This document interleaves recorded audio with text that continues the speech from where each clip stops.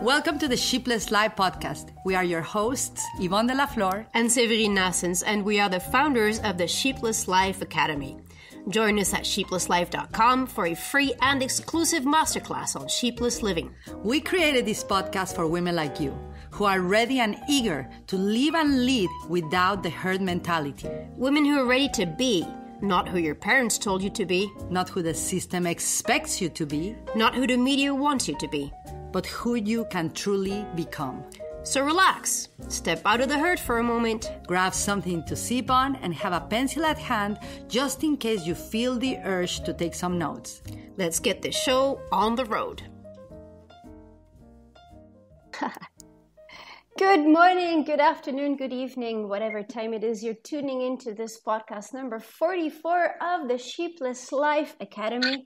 My name is Séverine Naessens, and I am speaking to you from Cancun, Mexico, and on the other side of the line, we have the amazing Ivonne Delaflor from Las Vegas in the United States. Hi, Ivonne. Hi, Seve. It's amazing that it's number 44 for the people that like numerology. 44 is a great number. Yes, we get sums up to 8, and it makes everything perfect. That's what they say. So that's why we're here. Exactly. It's just the perfect opportunity to speak about parenting fears. Both of us are moms. You have three of the coolest kids I've ever met, and I'm so honored to have been able to know them and to interact with your children. And I think as a mom, you have done an amazing job in thank you. In raising kids that are self-sufficient in so many ways. And they all like you. They all like you. They all connected with you so good. Yes. You know, my daughter was like, she's like, oh my gosh, mine like mine, because she's like, so, you know, like, let's get it done, like yes. You, etc. My older son, who was, diagnosed with autism, he always, even though when you were there present with him and you were not having conversations, he was so connected to you and having dreams with you and saying things like, oh, I really like her, and the little one, well, he just likes that, all the songs and that he can play with you and guess whose song is this. So very cool. We've had so much fun. And it's also Inari, my daughter, she's connected with your kids. I love her. Yes. And with you, I mean, you have a really good relationship with Inari as well. So as moms, this is a podcast for moms and dads alike, and today we're bearing our parenting fears, because I think that everybody who gets into the challenge or the opportunity of becoming a parent goes through these fears. There's many fears that people have as we become parents, especially the first time, and that's a little bit of the topic that we want to talk about today. Particularly for me, the fear that I had during my pregnancy, obviously, was if my baby is going to be okay, if she's going to be healthy. But then again, when she was born, everything turned out just perfect. But what I have been struggling with for years, and only the last couple of years I've been able to get over the fears of becoming an inadequate parent, of doing it wrong, of messing up my child. Wow. Yes. With my parenting, looking back at those fearful times, I remember thinking that I was doing it completely wrong. I was getting feedback from people around me that I was doing it completely wrong and I was messing up my child. And obviously, I wasn't sheepless enough at the time to tell them all to go talk to someone, or to talk to the hand. Right, talk to the hand. Yeah, talk to the hand instead of saying something different. But the thing is that learning about my heritage, learning about the patterns, the parenting patterns that I inherited from my own parents, from my grandparents, being able to look at it that way and seeing that I wasn't really messing it up. I was just repeating patterns and taking the patterns I did not like myself and changing those as a person, and that automatically had an impact on the way I parent my daughter. So it's been quite a ride so far. So Wow. that was, for me, those were the biggest fears that I went through. And for those who are listening, I'd like to invite you to let us know what your parenting fears are or were as you were going through the stages of parenting, because every age of our children is a different challenge. Every time they grow up as well as we do. So we come across different challenges as we go through the parenting. So I'd like to know what our listeners have been through and what they were able to do about it. One of the things that helped me a lot were the teachings that Rebecca Montero brought to me on the parent talk system. And those 21 techniques have really, really helped me to get my act And together. Rebecca Montero, for people that don't know, she was in one of our podcasts. It was in Yes. Spanish, but maybe one day we can do a podcast with her. We'll invite her, or you can share about the parent talk, Seve. Sure. One Absolutely. day it will be good, because Rebecca Montero is the founder of the Rebecca Montero Institute and one of the main parent talk trainers in Latin America. And it's always so beautiful how you pay tribute to her, by the way. But so when she taught you those principles of the parent talk, that how to empower your children instead of wound them. So what happened? What happened with your fears? Well, basically what happened with my fears is that they went away because I started to see that what I had been doing as a parent, I realized and I understood that every parents out of love. We always want the best for our children, and we do our best within the realm of knowledge that we have. I haven't met one single parent that his or her goal was to mess up the kids. I've only met people, and also teaching the parent talk system here in Mexico, moms and dads admit that sometimes they feel helpless because they don't know what to do. They don't know how to speak to their children.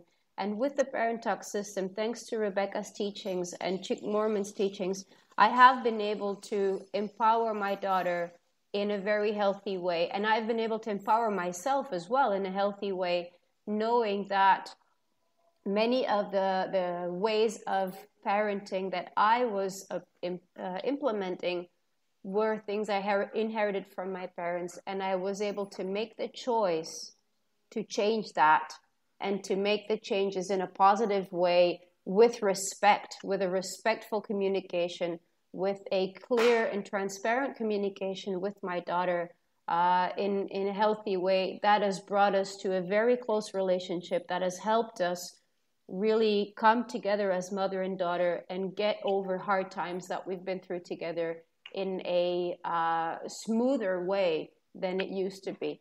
And one of the main things was that when my daughter was about 5 years old, I realized that she was afraid of me. And that was really scary for me as well, because then that's when I realized that I was messing it up. And that's when Rebecca stepped in and helped me get over that period of time. And it's been an amazing couple of years now that I have the opportunity to spend with my daughter and to learn from her as well. So I'd like to invite parents that if you have that fear of messing it up with your kids, just look back at the teachings that you've received from your parents. What is it you are doing, and what is it is not working? That maybe it worked with you, but it's not necessarily working with your kids, because we're all different. And also the new generation of children, they are born with a different DNA coding. And I think that's a very big thing to understand, that the kids are different and times are different as well. So education needs to change. We can't do it the old-fashioned way necessarily. It doesn't necessarily work with all the kids. So that's the main solution that I found to my fear of messing it up, is taking a good look at who I am and what I was doing, my attitude, my teaching methods, my parenting methods, my attitude, my words, my thoughts.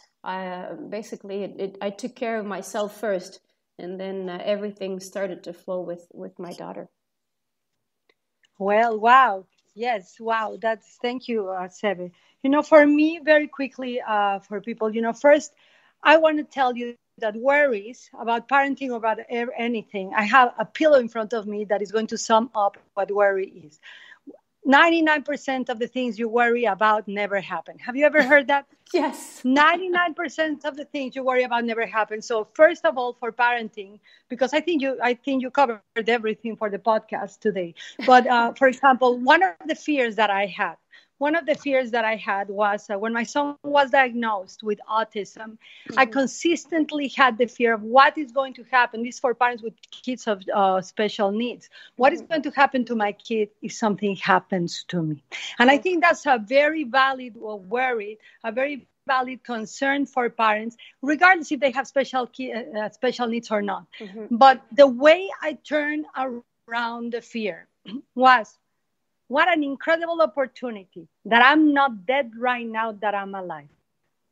So the way I turned around the worries about and fears about parenting is realizing that this time in life is so precious, so short, that to be present with my children is the best gift I can give them for them to build a secure and safe future.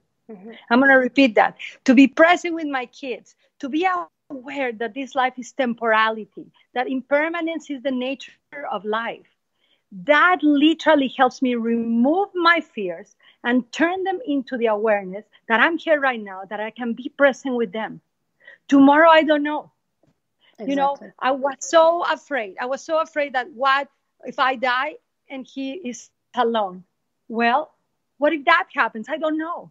But what I do know, with what I do know now is that right now I can be present with my children. Yeah. Right now I can be present for all of them in whatever the best way that I can as a human being. But when I hold in my mind the awareness that this life, the clock of life, I mean, we can go all spiritual and say time does not exist, but the clock is ticking. Yeah. Whether we like time or not, time is a dimension. Whether we want to spiritualize it as much as we can, there's a day of expiration, at least for this body. And at least if some of us were not going to choose to use artificial intelligence to expand our life. Some of us are not going to choose to use it. Some of us will, but eventually, how everything is said, these too shall pass. But if I'm aware of the temporality of impermanence, and the more present I am with my children, the challenges will be less, because instead of trying to fix, to train, educate, or worry about their future, about them, I'm going to be present and I'm going to learn from them. I'm going to get to meet another human being. I'm going to get to meet their needs and not the needs that I think they need. If I don't see my needs met by my child or by expectations of them, guess what's going to happen? I'm going to worry. And I'm going to enter into the fear, and I'm going to create a lack. I'm going to think, my gosh, they are lacking because I don't see the results that I want for them. But if instead I am present, and suddenly, this happens with a lot of people, but, I had a conversation with a lady. I had actually a massage, not a conversation. One day we should do self-care for moms, by the way. I think that's an important podcast. It doesn't matter how many people have brought it in the world, but this girl, she was 20 years old. One of the wisest, most mature people I've known. And I was like, how old are you? She's like 20. I'm like, wow. Her level of responsibility, her presence, her work ethic, I was so impressed because I was not doing that by that age, right? But she told me she also won worldwide Taekwondo competitions when she was 15. I was like, I need to know who the parents of this child are. What is that make her her? And she said to me, I have very loving parents. They actually were from, my dad is a survivor of war, from war from Italy. And then my mom came from a Latin American country with very few resources. So growing up, seeing how much my parents invested time in me and telling me all the time, we invest in you, not for you to thank us, but for you to become the best human being in whatever you choose to be. And I thought that was so incredible. And, when you give choice to your children, And when you remember that you are not raising your child like a belonging, but a human being, your fears and worries will eventually go away. Mm-hmm. Because the more present you are, the less fear can be present in your life. That's it. That's it. Wow. Yes.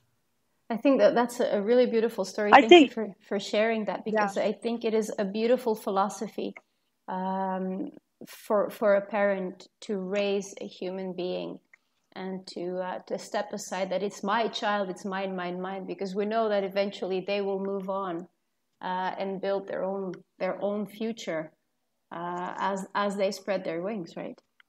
Yeah, and the topic of this podcast is the fears of parenting. And so we want also, since we're the Sheepless Life, how do you resolve those fears? Be present. Yes. Fear cannot exist being present. Actually, there's something so magical about presence. There is no struggle when you have presence. There is no worry when you have presence. There is flow when you have presence. And this is also for business, for relationships, for anything. There is a magic that unites people. When one is present, it invites the other immediately to presence. And the more present we are, the safer our environment will be. And the safer our environment will be, our children have an environment to be better human beings, to grow better, strive for better, and really they begin to be nourished by the environment of presence more. And they stop being depleted by the energies of fear around them. Absolutely.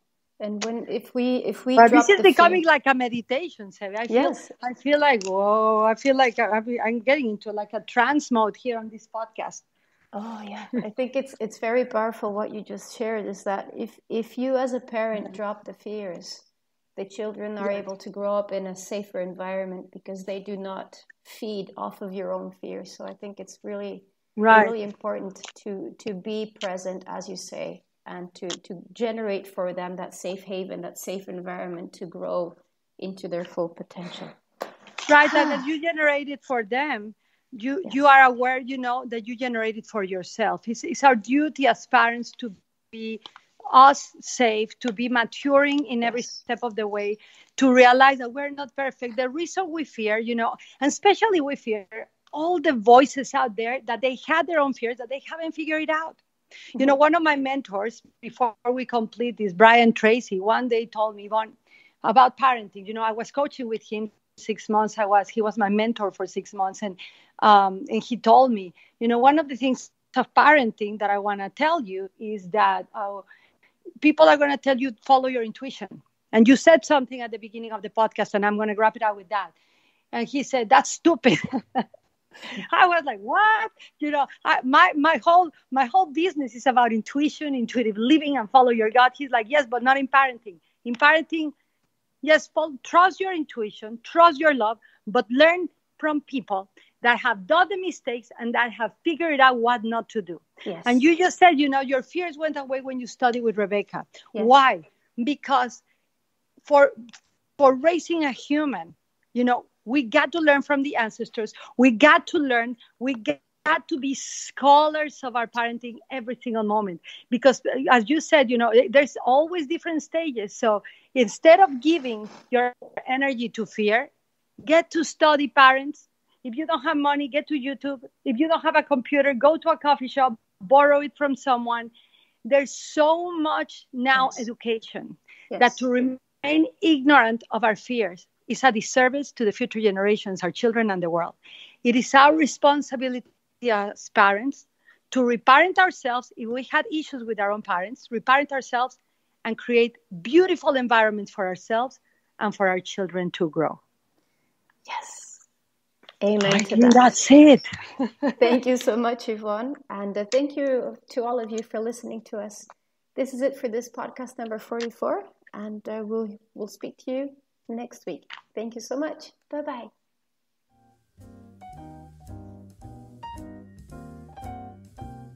Subscribe to this weekly podcast on iTunes, Google Play, or Stitcher. Share your thoughts with us on Facebook.com/Sheepless Life Academy and learn firsthand how to live a sheepless life with Ivonne and receive an exclusive in-depth masterclass at sheeplesslife.com.